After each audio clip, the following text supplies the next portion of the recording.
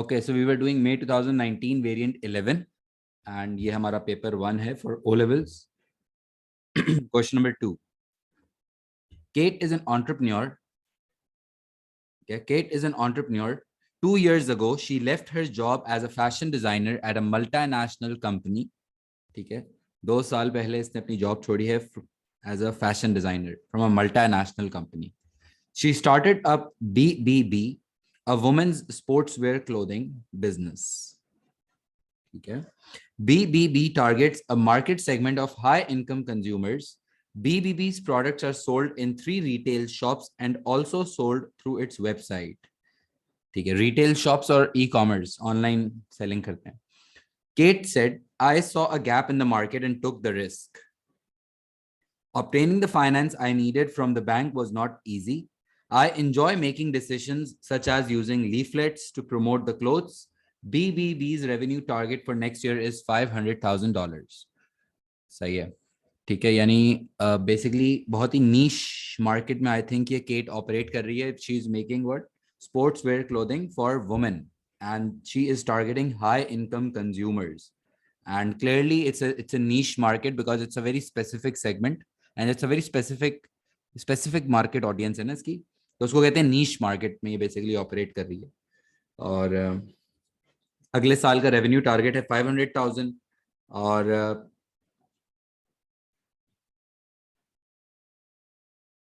using leaflets to promote the clothes. Oh, leaflets मतलब इतनी मतलब नीश मार्केट में अगर आप हो, हाई इनकम कंज्यूमर्स को आप टारगेट कर रहे हो, तो डू यू थिंक लीफलेट्स से प्रमोट करना चाहिए था? मतलब ये तो एक क्वेश्चन मार्क है. लीफलेट से तो थोड़ा सा ब्रांडिंग और उसके ऊपर इमेज पे फर्क पड़ता है आई थिंक, लेकिन इसने ये फैसला किया है कि लीफलेट्स. लेकिन I think that's maybe that they are not the right choice. Maybe इसके पास और भी बहुत सारे मीडियाज होते हैं प्रमोशन के, जैसे अगर वो इंटरनेट एडवर्टाइजमेंट ही करे या थोड़ी सी प्रीमियम रखे ना. जैसे इसने अपने रिटेल आउटलेट्स भी देखो सिर्फ 3 रखे हुए, 3 रिटेल आउटलेट, ज्यादा अवामी नहीं किया हुआ, ज्यादा सारे रिटेलर्स को इसने अपना स्टॉक नहीं दिया हुआ. बिकॉज बहुत ज्यादा जब आप डिस्ट्रीब्यूशन चैनल्स या जब बहुत ज्यादा आप रिटेलर्स को इन्वॉल्व कर देते हो तो फिर वो इमेज भी खराब होता है ना कि भाई ये प्रोडक्ट तो हर जगह मिल जाता है. तो कुछ प्रोडक्ट्स होते हैं जिसको हम बहुत ज्यादा एक्सक्लूसिव रखते हैं. जैसे इसकी बेस्ट एग्जांपल होती है कि कुछ चॉकलेट्स होती हैं जो सिर्फ कुछ स्पेसिफिक आउटलेट्स पे मिलती हैं, कुछ जेलीज होती हैं या कॉस्मेटिक, इस तरह के कन्फेक्शनरी प्रोडक्ट्स होते हैं जो बहुत स्पेसिफिक आउटलेट्स पे होते हैं, हर जगह नहीं रखते. वो इसलिए नहीं रखते क्योंकि बहुत ज्यादा जगह रखने से भी ना आपका इमेज, मतलब अच्छी बात है बेच सकते हो आप अगर आपको मास ऑडियंस को टारगेट करना है, बट नीश मार्केट में आपको थोड़ा सा एक्सक्लूसिविटी, थोड़ा सा रेयर फील देना होता है. तभी इसने आई थिंक सिर्फ 3 आउटलेट्स पे या 3 रिटेल आउटलेट्स पे अपने ये क्लोथिंग प्रोडक्ट्स रखे हैं, बाकी ज्यादा जगह नहीं रखे. लेकिन लीफलेट्स का इस्तेमाल करना I don't think that's the right support from promotion वाला जो एलिमेंट होता है. ठीक है, part A, what is meant by entrepreneur. Entrepreneur I am sure आप लोगों को पता है, एंटरप्रेन्योर वो बंदा होता है, वो रिस्क टेकर होता है जो फैक्टर्स ऑफ प्रोडक्शन कंबाइन करके बिजनेस एक्टिविटी को रन कर रहा होता है. उस इंसान को कहते हैं एंटरप्रेन्योर, है ना. डेफिनेशन मैं भी लिख रहा हूँ, आप भी साथ साथ लिखो, क्योंकि जब मैं डिक्टेट कर रहा होता हूँ, जब मैं लिख रहा होता हूँ और आप लोग भी सुन के लिख रहे होते हो, तो वो बेस्ट फॉर्म ऑफ लर्निंग होता है. So when I right, when I dictate, you also should write, you should make your notes, you should copy it down properly. तो इससे आपके माइंड में कॉन्सेप्ट्स बहुत अच्छे तरह से इंस्टिल हो जाते हैं. ठीक है. अच्छा, entrepreneur. An entrepreneur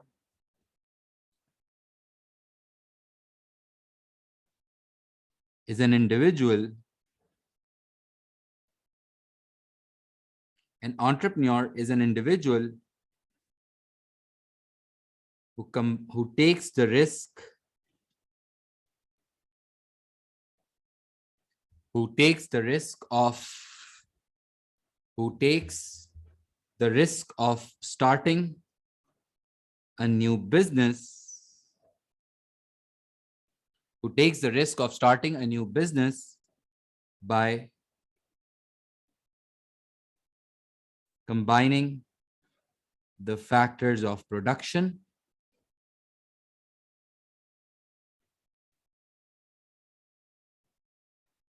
to operate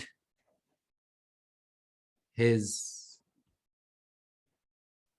to operate his venture. Venture होता है कोई नया सेटअप, कोई नया बिजनेस, कोई बिजनेस या सेटअप को कहते हैं venture. Definition as it is word to word जरूरत नहीं है, लेकिन जब भी आप डेफिनेशन लिखते हो तो कीवर्ड्स जो होते हैं ना, कीवर्ड्स होते हैं takes the risk, new business, factors, ये जो कीवर्ड्स होते हैं डेफिनेशन के अंदर, वो कीवर्ड्स आपके जरूर नजर आने चाहिए हैं। ठीक है। Part B, identify two reasons why obtaining finance may not be easy for a new business. Two reasons why obtaining finance may not be easy for a new business. अच्छा, एक नए बिजनेस के लिए फाइनेंस जनरेट करना क्यों easy नहीं होता? क्यों इजी नहीं होता? क्यों इजी नहीं होता? क्योंकि यार जाहिर है नया बिजनेस होता है तो उसके पास एज सच एक्सपीरियंस नहीं होता है, या एज सच कोई बड़ा बिजनेस प्लान नहीं होता है, या इतना ज्यादा वो एक्सपीरियंस नहीं होते हैं कि अच्छा बिजनेस प्लान बना सकें। तो बैंक को कन्विंस करना मुश्किल होता है। सेकेंडली, जब कोई नया बिजनेस होता है तो उसमें रिस्क बहुत इन्वॉल्व होता है, और जो इन्वेस्टर्स होते हैं या जो बैंक्स होते हैं जो पैसे दे रहे होते हैं वो, या शेयर होल्डर्स होते हैं कोई भी, इतनी आसानी से किसी भी नए बिजनेस की सिक्योरिटी पे ट्रस्ट नहीं कर सकते, क्योंकि क्या पता फेल हो जाए। तो फिर वो, क्योंकि investors are generally not much trust are not much willing to trust such businesses, तो फिर उसको पैसे रेस करना जनरली मुश्किल हो रहा होता है। सही है। It might be difficult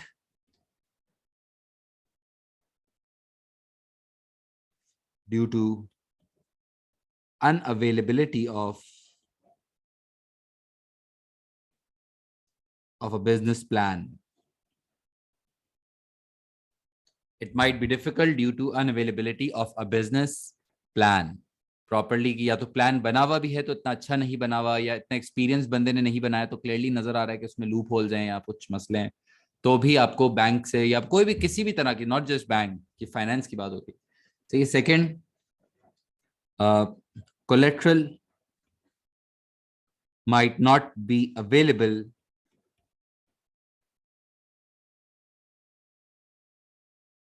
collateral might not be available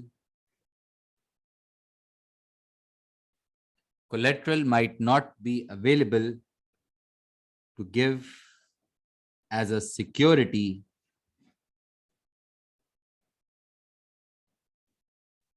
to obtain finance from the bank, to obtain finance from the bank। वैसे क्वेश्चन तो वो फाइनेंस का पूछ रहा था, लेकिन हम किसी सोर्स के बारे में भी लिख सकते हैं, कोई ऐसा प्रॉब्लम नहीं है। बस हमें बताना ये कि एक नया बिजनेस क्यों प्रॉब्लम फेस करता है, उसको जो पैसे चाहिए होते हैं। तो और एक और बात, ये बात याद रखना है, कुछ बच्चे बड़ी गलती करते हैं कि देखो, एंटरप्रेन्योर का मतलब सोल ट्रेडर नहीं होता। कुछ बच्चे इसको कंफ्यूज करते हैं। सोल ट्रेडर, देखो, एंटरप्रेन्योर वो इंसान होता है जो नया बिजनेस सेटअप करता है। अगर वो अकेला बंदा है तो वो सोल ट्रेडर है। अगर मे बी दो तीन चार बंदे मिलके बिजनेस कर रहे हैं, वो चारों एंटरप्रेन्योर हैं, चारों हैं। बस हाँ, वो पार्टनरशिप बिजनेस के फॉर्म है, लेकिन entrepreneur is not soul trader. जरूरी नहीं है कि एंटरप्रेन्योर अकेला ही होगा तो बिजनेस।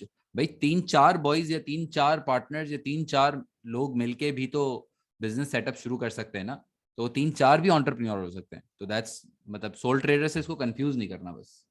सही है। अच्छा, पार्ट सी देखो, पार्ट सी क्या कह रहा है। Identify and explain two possible reasons why Kate decided to start up her own business. Identify and explain two possible reasons why Kate decided to start up her own business. Okay. अपना business क्यों शुरू किया होगा cat ने? तो ये basically जो question है ना, वो क्वेश्चन ये पूछना चाह रहा है कि क्योंकि इसने तो पहले नौकरी की थी ना, अपनी नौकरी छोड़ी इसने फैशन डिजाइनर वाली, तो क्यों उसने अपनी नौकरी छोड़ी होगी और अपना खुद का सेटअप डालने का इसने सोचा होगा? Why why would have Kate done that? Because जब आप अपना बेसिकली दिस क्वेश्चन बुक के अगर मैं वर्ड्स में बात करूं तो this question is basically a job versus a business is the situation, कि क्या एक बिजनेस को एंटरप्रेन्योर बनने के कुछ फायदे होते हैं? तो हाँ यार, बिल्कुल फायदा हुआ होगा। अपना बिजनेस सेटअप किया तो she might be able to pursue her own passion, what she actually wanted to do. और उसमें फिर आप थोड़ी इंडिपेंडेंस हो जाती है आपकी, क्योंकि जॉब में तो ये होता है कि फिर आपको टाइमिंग्स फॉलो करना होते हैं और आपको इंस्ट्रक्शंस और मे बी ऑब्जेक्टिव्स कोई और बता रहा होता है और आपको वो डिलीवर करना होते हैं। लेकिन जब आपका अपना बिजनेस होता है तो फिर आप अपने खुद के ऑब्जेक्टिव्स डिफाइन करते हैं, आप अपने खुद के वो डेज डिसाइड करते हैं, मे बी खुद के वर्क। डेफिनेटली एफर्ट बहुत ज्यादा होता है, डेफिनेटली काम शायद एक जॉब से ज्यादा होता है बिजनेस चलाने में, लेकिन वो आप फिर उसमें इंडिपेंडेंट होते हो, आप आपकी अपनी डिसीजन मेकिंग हो सकती है उसमें, आप अपने आइडियाज को इम्प्लीमेंट कर सकते हो, इनकम के चांसेस बढ़ जाते हैं शायद अगर वो चल जाए बिजनेस। ठीक है, तो कोई भी दो रीजंस लिख सकते हैं और वन वर्ड नहीं लिख सकते हैं, ये बात हमें पता है।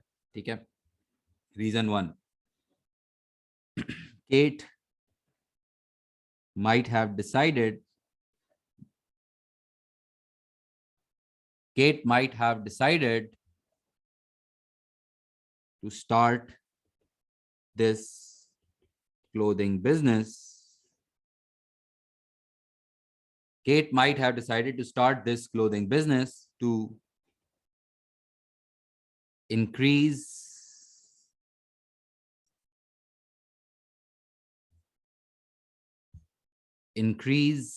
her earnings या अर्निंग पोटेंशियल। ये वर्ड्स आप चाहो ना तो आहिस्ते आहिस्ते याद भी कर सकते हो। अर्निंग पोटेंशियल, अर्निंग पोटेंशियल होता है ज्यादा कमाने के मौके, chances, possibilities. Kate might have decided to start this clothing business की बात हो रही है तो एप्लीकेशन करना नहीं भूलेंगे। The salary from her last job might not be sufficient and she might want to enjoy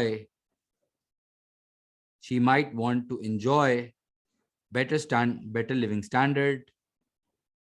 क्या पता ये शौकीन हो, क्या पता ज्यादा पैसा चाहिए हो, और ये होता है लोगों में कि यार वो ज्यादा अच्छी अर्निंग होगी, ज्यादा बेहतर लिविंग स्टैंडर्ड होगा। माइट, अच्छा, the salary from her last job might not be sufficient and she might want to enjoy better living standards from higher profits।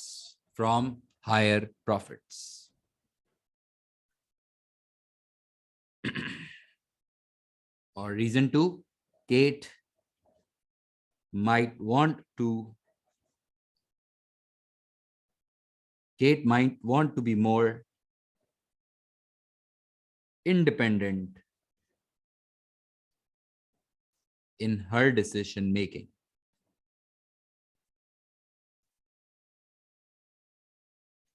Kate, काटा नहीं, काटा लिख दिया मैंने। Kate might want to be more independent in her decision making।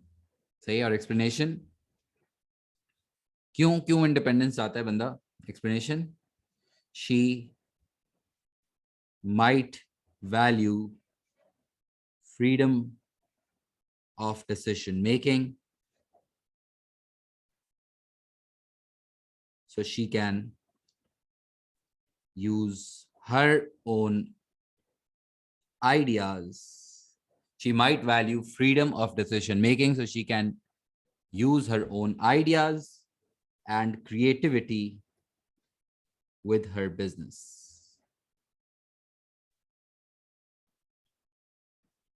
and clarity with her business। Maybe this is one of the major reasons जिसकी वजह से लोग अपना बिजनेस शुरू करते हैं। पैसा भी एक रीजन होता है, लेकिन बहुत सारे लोग इंडिपेंडेंस को बहुत वैल्यू करते हैं कि यार जब आपका खुद का बिजनेस होता है, आप अपने खुद के आइडियाज लेकर आ सकते हैं, आप खुद कोशिश कर सकते हैं, तो वो उसका एक अपना मजा होता है, जो बात है। और this is one of the major major reason जिसकी वजह से बिजनेस अपना इंडिविजुअल्स अपना बिजनेस स्टार्ट कर रहे होते हैं। और इसमें एप्लीकेशन मार्क्स भी देखो। एप्लीकेशन में क्लोथिंग, लास्ट जॉब, ये सारे देखो क्या कहते हैं, this is what I am using from the case, right. तो दिस इज एप्लीकेशन, और एटलीस्ट हमें एक दफा तो एप्लीकेशन करना होता है, ज्यादा दफा करें लेकिन एटलीस्ट 4 मार्क्स में एक दफा तो कर ही दें अच्छे से। ठीक है, done. Now part D, identify and explain 2 reasons why segmenting the market might help BBB। ठीक है, सेगमेंटिंग द मार्केट, सेगमेंटिंग क्या होता है, मार्केट सेगमेंटेशन का कॉन्सेप्ट क्या होता है? मार्केट सेगमेंटेशन का कॉन्सेप्ट होता है कि जो भी आपका कंट्री है, पाकिस्तान है या इंडिया है या बांग्लादेश है, जो भी कंट्री आपका, तो अब उसमें जो जितनी भी पॉपुलेशन है, लेट्स से 20 मिलियन पाकिस्तान की पॉपुलेशन है लेट्स से, अब इस पूरी पॉपुलेशन को आप क्या करते हो, आप कैटेगरीज में, ग्रुप में डिवाइड करते हो एज पे। जैसे पॉपुलेशन पिरामिड पढ़ा होता है अक्सर स्टूडेंट्स ने ज्योग्राफी में, जो पॉपुलेशन पिरामिड होता है ना, जिसमें एज के ऊपर डिवाइड किया हुआ होता है एम्प्लॉइज को, एम्प्लॉइज नहीं, पॉपुलेशन को। तो जब आप अपनी टोटल पॉपुलेशन को ग्रुपिंग कर रहे होते हो, age, gender, income, religion, grouping कर रहे होते हो जब आप अपनी पॉपुलेशन को, उसको कहते हैं मार्केट सेगमेंटेशन। और ये क्या कह रहे हैं, identify and explain two reasons why segmenting the market might help be be be be be be. ठीक है, तो बेसिकली क्यों कह रहा है कि यार मुल्क में जब आप पॉपुलेशन को ग्रुप्स में डिवाइड करते हो तो इस बिजनेस को क्या फायदे होते हैं। तो देखो, सबसे पहला फायदा तो ये होता है कि जब आप मार्केट सेगमेंट करते हो ना, जब आप पॉपुलेशन को ग्रुप्स में डिवाइड करते हो, तो सबसे पहला तो फायदा होता है कि आपको अपनी टारगेट ऑडियंस का पता चल जाता है कि आपकी टारगेट, जैसे पाकिस्तान के अंदर अगर ये बीबीबी होता, तो पाकिस्तान के अंदर ये 220 मिलियन को अपना प्रोडक्ट नहीं बेच रही होगी केट, सब पूरी 22 करोड़ आबादी को नहीं बेच रहे होंगे ये। ये तो सिर्फ एक तो हाई इनकम और वुमेन को टारगेट कर रहे हैं और स्पोर्ट्स क्लोथिंग है। तो अब आप सोचो खाली, अगर मैं जेंडर पे क्लासिफाई करूं 22 करोड़ को, सो 51% ऑफ द पॉपुलेशन है वुमेन, तो यानी कि 49% ऑफ दिस इंटायर पॉपुलेशन तो इस केट की या बीबीबी की तो ऑडियंस में आता ही नहीं है। ठीक है, अब अगर हम चलो 220 मिलियन में से पहुंच गए 105 मिलियन पे, ये वुमेन है, सही है, पाकिस्तान में लेट से। अब ये भी हमारी टारगेट ऑडियंस नहीं है, क्योंकि इसमें से भी वो लोग जो हाई इनकम कंज्यूमर्स हैं और वो लोग जो स्पोर्ट्स क्लोथिंग में इंटरेस्टेड है। तो क्या इतना सा प्रोपोर्शन हो जाएगा, ये तो हाई इनकम वाला सीन तो पाकिस्तान में बहुत कम है। द पॉइंट इज कि अब ये इन्होंने फिर ब्रेक डाउन किया होगा और कुछ नंबर। तो बेसिकली सेगमेंटेशन आप इसलिए करते हो क्योंकि आपको देखना होता है कि आपकी टारगेट ऑडियंस कौन सी है, आप किनको अपना प्रोडक्ट बेचना चाह रहे हो। क्योंकि जब आपको पता चल जाएगा कि भाई ये वाला प्रोडक्ट मुझे इस इंसान को बेचना है, तो फिर आप उसकी मार्केटिंग उस हिसाब से करोगे, है ना। आप जब उस हिसाब से मार्केटिंग करोगे तो वो फिर अब जैसे अगर मुझे पता है कि मेरे स्टूडेंट्स जो हैं वो लेट्स से इस वाला जो भी कोर्स में पढ़ा रहा हूँ, ये पास पेपर करवा रहा हूँ, तो ये कोर्स, ये पास पेपर सिर्फ वो बच्चे देखेंगे जो ग्रेड 11 के अंदर या मे बी किसी और ग्रेड में भी, लेकिन जब वो सिर्फ बिजनेस ओ लेवल्स के पास पेपर प्रैक्टिस करना चाह रहे हैं, पूरा मुल्क तो पास पेपर प्रैक्टिस नहीं, पूरा मुल्क तो पास पेपर प्रैक्टिस नहीं करना चाह रहा, पूरा मुल्क को तो फर्क भी नहीं पड़ता कि पास पेपर क्या हो रहे हैं। But my audience is not the entire population, my audience is those people जो ये वीडियो देखेंगे या जो वीडियो पे इसको यूज करेंगे। तो अब मुझे अपनी ऑडियंस का पता होना चाहिए, मुझे पता होना चाहिए कि यार मेरा प्रोडक्ट कौन कंज्यूम करना चाहेगा, ताकि फिर जो मेरी अगर कोई प्रमोशनल एक्टिविटी हो, या इस तरह अगर केट की कोई प्रमोशन एक्टिविटी होगी, या अगर वो प्रमोट करेगी अपने स्पोर्ट्स क्लोथिंग को, तो वो हर जगह नहीं बेचना है, अखबारों में भी दे रही है और नहीं नहीं, शी विल हैव टू सी कि मेरी ऑडियंस कौन है, और फिर मैं उस हिसाब से फिर कार्टून नेटवर्क पे ऐड नहीं देगी। केट कार्टून नेटवर्क पे ऐड दे रही है, टॉम एंड जेरी के भाग रहे हैं, टॉम एंड जेरी उसके बीच में आ रहे हैं केट के स्पोर्ट, नहीं, वहां पे थोड़ी कोई, वहां पे बैठ के high income consumers Tom and Jerry देख रही हैं और वहां पे क्लोथिंग नहीं, वहां नहीं हो रहे decisions. She need to know that where her target audience is, ताकि फिर जब वो प्रमोशन करे या जो भी मार्केटिंग एक्टिविटी करे तो वो स्पेसिफिक उनके लिए करे, तो खर्चा फजूल में ना हो जाए। खर्चा, जो आपका मार्केटिंग बजट है, वो फजूल में खर्च ना हो जाए, आपको पता होगा कि आपको कैसे किसको घेरना है और कौन सा कस्टमर आपको लेकर आना है। तो that's how you use your marketing budget effectively. You should know कि जो खर्चा आप करोगे वो ऑडियंस की तरफ ही टारगेटेड हो, मैं वहीं ऐड दूं जहां पे मेरी ऑडियंस देखेगी, तो फिर वो खर्चा अच्छा और इफेक्टिव खर्चा होगा।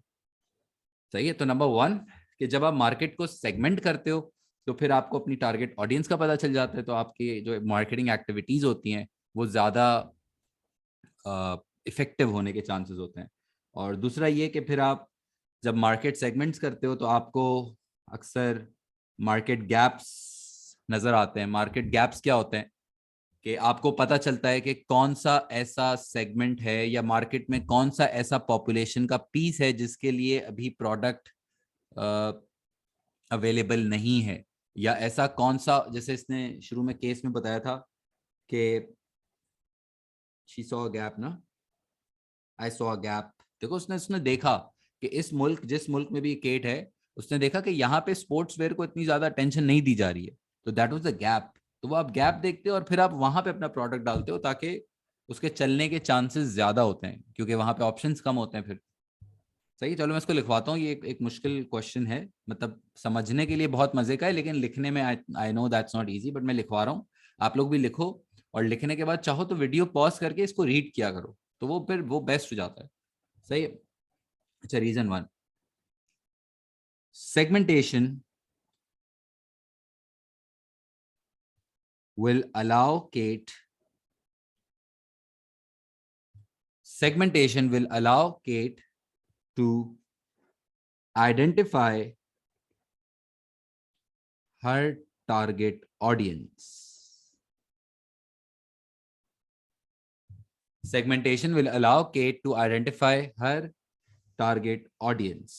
और एक्सप्लेनेशन कितने मार्क्स की है? 2 मार्क्स। और जब 2 मार्क्स की एक्सप्लेनेशन है, तो ये बात मुझे पता है कि जब भी 2 मार्क की एक्सप्लेनेशन होती है तो फिर मुझे ना 2 बातों के ऊपर फोकस करना होता है कि क्या मतलब, क्या कहना चाह रहा हूँ basically, what do I mean by this point, what do I mean will help. क्या केट जो है उसको पता है कि women, high income women customers को ये target, you have to talk what do you mean that she can identify her target audience, and then why is this point an answer to this question. तो फिर इससे फायदा क्या पूछा है, इससे इसकी हेल्प क्यों होगी। समझ आया? अब मैं देखो लिखता हूँ, फिर आपको और क्लियर होगा। As Kate will have an idea, as Kate will have an idea that she targets high income women, high income women customers, high income women customers interested in sports. So this will help, help का word इसीलिए लिख रहा हूं क्योंकि question में भी help की पूछ रहा था ना। And so this will help Kate to use her marketing budget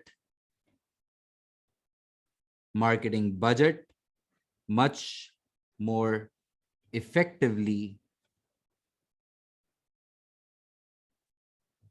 minimizing the chances of waste, yeah, minimizing the chances of waste of resources, waste of, क्योंकि पैसा है ना, बेसिकली पैसा जाया नहीं होगा। बेसिकली रिसोर्सेज लाइक द पैसा, इधर मैं रिसोर्सेज का मतलब कह रहा हूँ कि पैसा जाया नहीं होगा फिर फजूल में, कि फजूल में आपने खर्च कर दिया और कोई रिजल्ट्स भी नहीं मिले। सही है। और reason two, segmentation will allow Kate segmentation will allow Kate to segmentation will allow Kate to identify the market gaps, will allow Kate to identify the market gaps. Explanation: she was able to find the gap. She was able to find the gap in the sports clothing industry. She was able to find the gap in the sports clothing industry, and this is why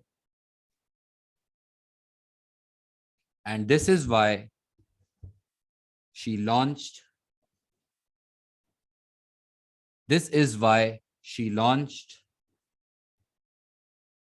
this product, and this significantly reduces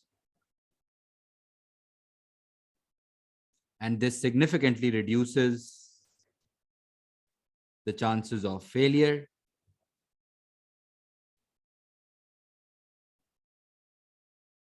This significantly reduces the chances of failure and achieve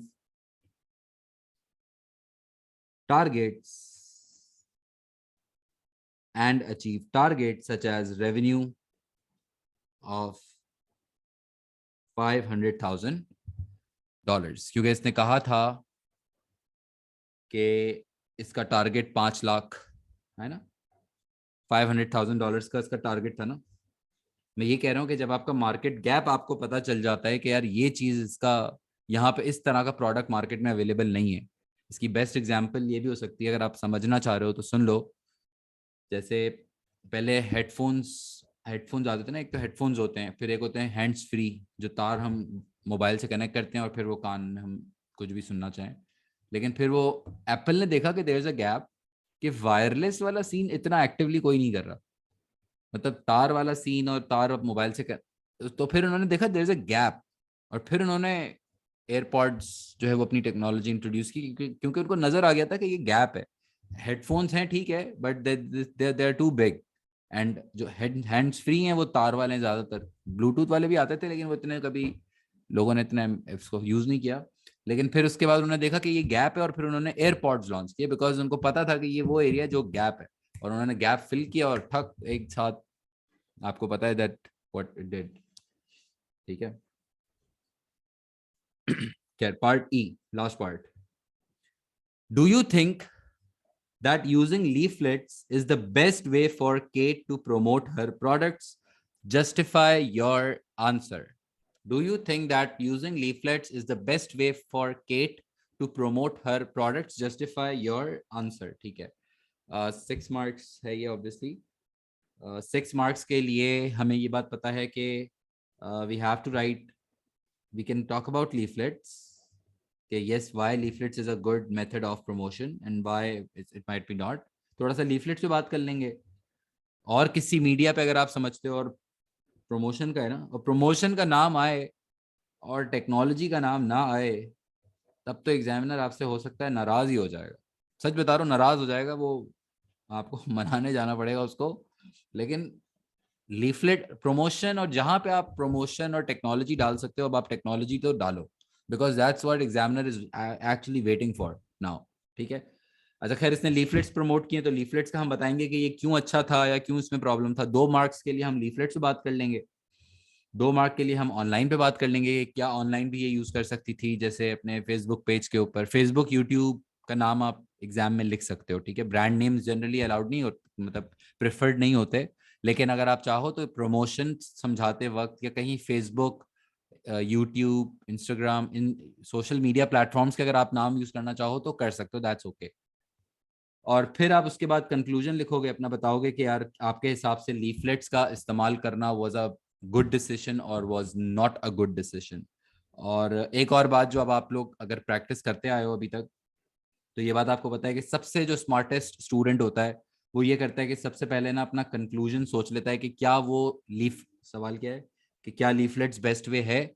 तो सबसे पहले आप conclusion सोच लो कि yes लिखोगे या no लिखोगे, मतलब will you talk in favour that yes leaflets is a best way to promote, or you will write that no leaflets is not the best way to promote। जो भी है आपका कंक्लूजन, आंसर लिखने से पहले आप जरा कंक्लूजन सोच लिया करो।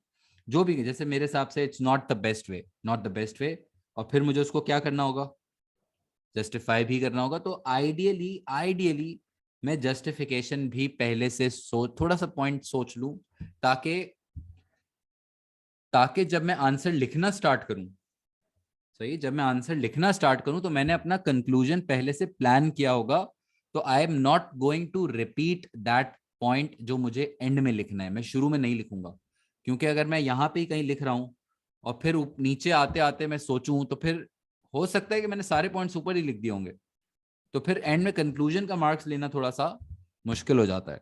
और ये बात भी आपको पता है कि जब आप लिखते हो कि नहीं यार लीफलेट्स जो है वो सही तरीका नहीं है, तो अब आप उसको जस्टिफाई जब करोगे तो ये बात आपको क्लियरली पता है कि ये बात आप किसी ना किसी तरह बिजनेस की जो सिचुएशन है ना, जो केस है, इस केस में से लेकर आओगे, इस सिचुएशन में से लेकर आओगे कि यार इस सिचुएशन में मेरे हिसाब से leaflets is yes the best way, इस सिचुएशन में no it's not the best way, whatever you want to right.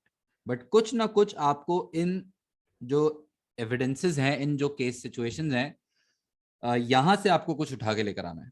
And obviously मैं, अब आप लोग आई थिंक पहुंच गए हो पॉइंट पे कि leaflets I think was not the best way, because she is targeting a niche audience, she is targeting high income. अभी जो हाई इनकम कंज्यूमर्स लिखा हुआ है, ये ये केस में से मुझे पता चला, ये बुक से पहले से नहीं पता था। जब मैं एग्जाम में बैठा था तो मुझे नहीं पता था कि यार ये केट जो है वो हाई इनकम कंज्यूमर्स को टारगेट करते करेगी या जो भी, ये तो वही केस में से पता चला।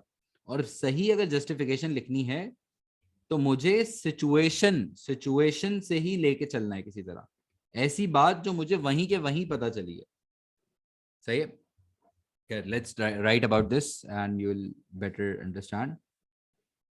Using leaflets,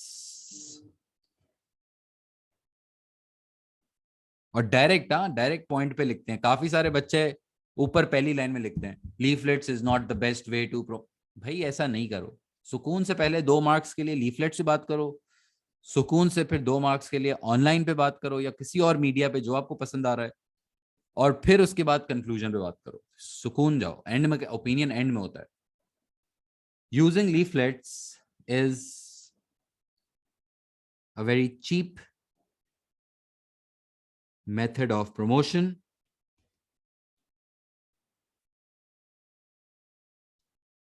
Using leaflets is a very cheap method of promotion and can be distributed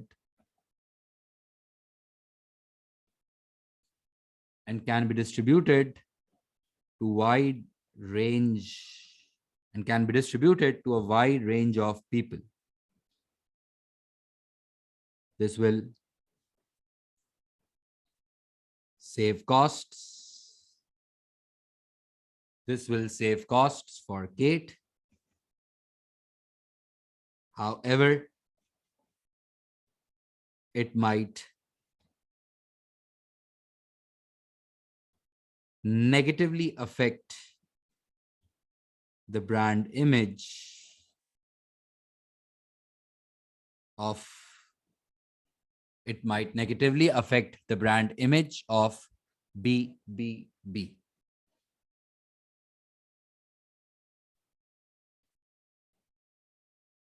However, apart from leaflets, Kate can use online media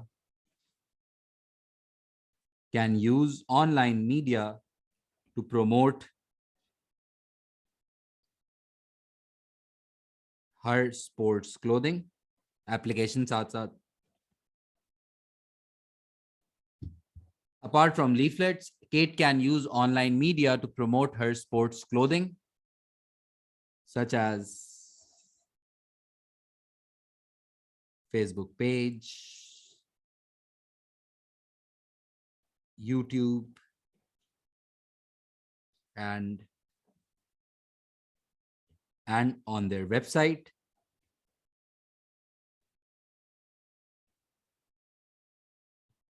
And इससे क्या होगा? And this might allow Kate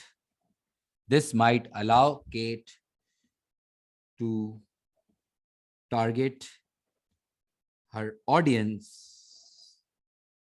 This might allow Kate to target her audience directly in a very cost-effective way.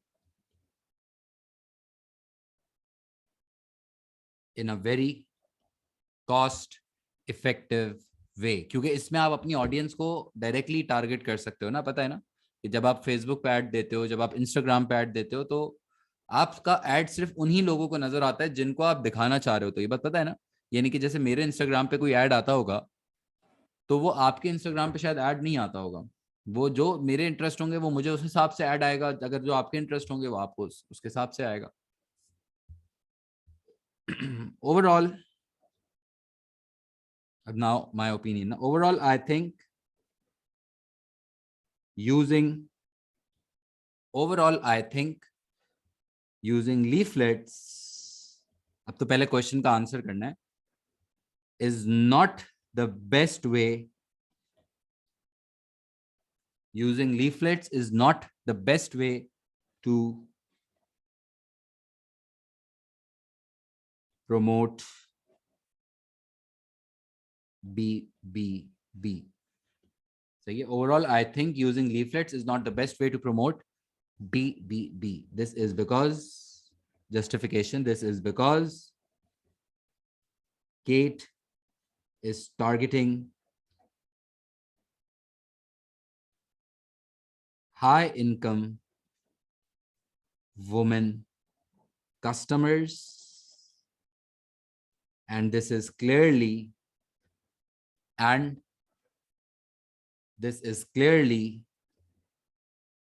niche market, and it will be better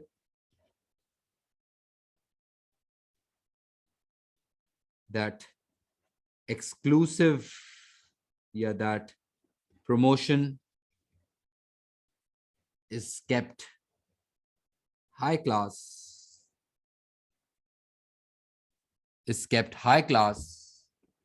to maintain the brand image, to maintain the luxury brand image, क्योंकि luxury feel देना है ना आपको। Luxury अगर feel देना है तो फिर आप इस तरह अवामी लीफलेट बांटते फिरोगे तो सिग्नल के ऊपर बंदे खड़े हो गए, सोचो खाली नाइकी के लीफलेट्स बट रहे हैं यार, मतलब खत्म हो जाएगा बिजनेस। हाँ सही। तो आई थिंक वो सोच समझ के आपको मीडिया सिलेक्ट करना होता है। ऐसा नहीं होता कि जो दिल चाह रहा है। पैसे होने से भी कुछ नहीं होता, याद रखना। पैसे आ भी गए तो भी कोई, नाइकी के पास तो बहुत पैसे हैं तो वो लीफलेट्स क्यों नहीं बंटवाता? बंटवा दे लीफलेट्स। नहीं, उसको पता है कि ये तो खराब हो जाएगी सीन। सही है। सो खैर, this is how you right P1 and I am sure के आपको समझ आया होगा, एंड आई एम श्योर कि आप लोगों ने कॉपी किया होगा।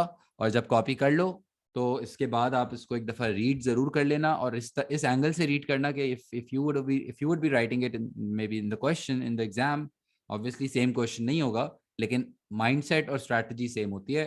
तो इफ यू वांट तो आप इसको 2-3 दफा रीड करके नेक्स्ट टाइम के लिए अपने वर्ड्स और स्ट्रैटेजीज को लॉक कर लें। ठीक है। Thank you very much.